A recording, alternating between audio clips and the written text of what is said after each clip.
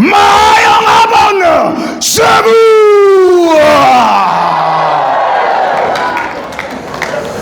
Alam ko dito sa Cebu, dito unang nangyari ang gawang kabayanihan 500 years ago. Nung pinatay ni Lapu-Lapu si Magellan. Ngayong panahong ito, may nananawagan ulit sa inyo. Gusto niyo na bang patayin? Sandali. Pwedeng sumagot kayo ng oo, pero baka makulong kayo, ha? Pero patapusin nyo yung tanong ko. Pag agree kayo, sumagot kayo ng oo ng napakalakas. Gusto nyo bang patayin ang korupsyon sa Pilipinas?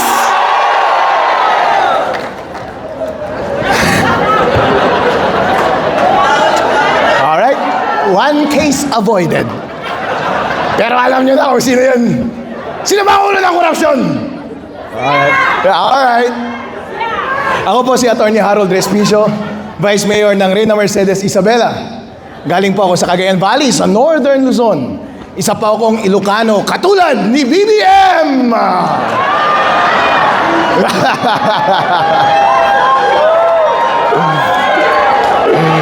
Pero hindi naman tatakbo si BBM sa 2028. Tanungin ninyo si Boss Bebot Bello, taga Isabela yan. Lahat ng mga taga Northern Luzon, mahal ba si Sara? Yes! Yun ang totoo. Mahal natin si VP Sara Duterte. Ako po, bago ako naging politiko, hindi naman po ako kilala. Dahil isa po akong practitioner ng batas sa private sector. Kahit si Kuya Bebot Bello, hindi niya ako kilala. Pero nakilala niyo lang ako recently. Wala pong sumuporta sa akin. Wala akong partido. Wala akong kakampi. Yung pamasahe kong pumunta dito galing sa sarili kong bulsa. Pero sa lahat ng panahon, kakampi ko ang tama! Kakampi ba natin ang tama? At ano ang tama ngayon? Patayin!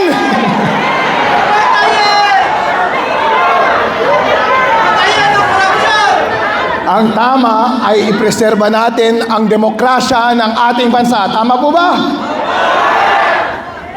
Ang ibig sabihin po ng democracy ay ang taong bayan ang mamimili direkta ng taong mamumuno sa kanila. Tama po? Sino ang gusto ng taong bayan? Si Sara ba?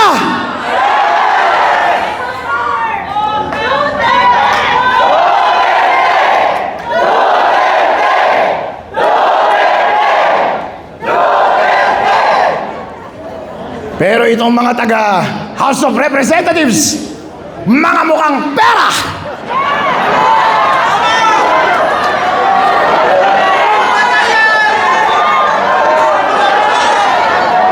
Kaya kayong mga congressman, nakalista ang pangalan nyo, bawal kayong bumaliktad sa 2028, ha? Hindi kayo i-adapt ng PDP. Matatalo kayong lahat. Ganito po. Ayaw nilang patakbuhin si VP Sara Duterte. Wala tayong pagkakataon na piliin ang gusto nating maging presidente. Walang demokrasya. Sino ang mamumuno sa atin? Itong mga buhayan na ito? Gusto nyo bang pamunuan ng mga buhaya at kurap? So ano ang solusyon? Patayin! No?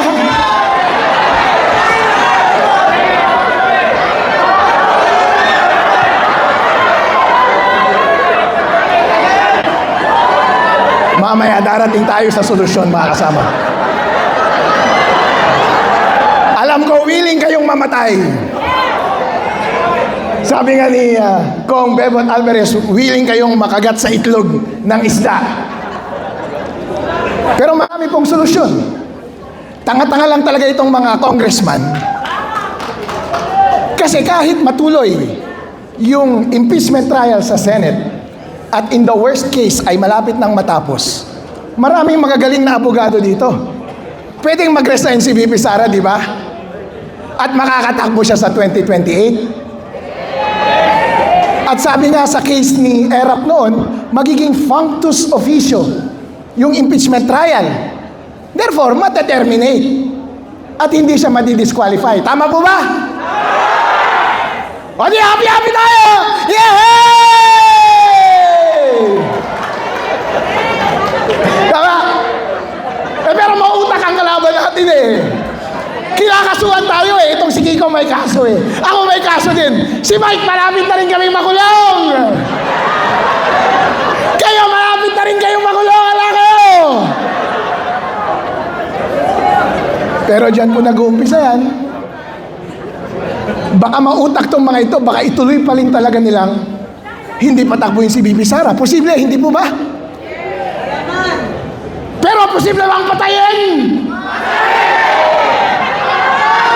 Ito ang tanong na seryoso. Kapag hindi na gumagana ang foundational principle ng ating konstitusyon na demokrasya, ano ang sagot? Revolusyon! Hey! Revolusyon! Baliwalain natin ang konstitusyon, di ba? So willing ba kayong magrevolusyon? Wow! Willing ba kayong mamatay? O sige, sumagot kayo ngayon ng napakalakas. Iparinig ninyo sa Malacanang. Kung sakasakali, natawagin ulit kayo ng kabayanihan, sasagot po ba kayo? Duterte!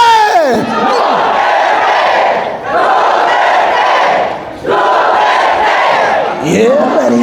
Thank you so much.